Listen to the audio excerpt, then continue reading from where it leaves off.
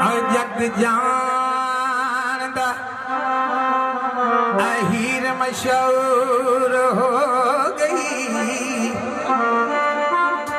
ते ढिडों तर्क कीते उन्हें खेड़िया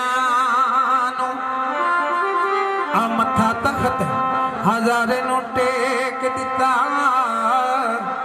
ते अगलाई सू सजदे दिया शेरिया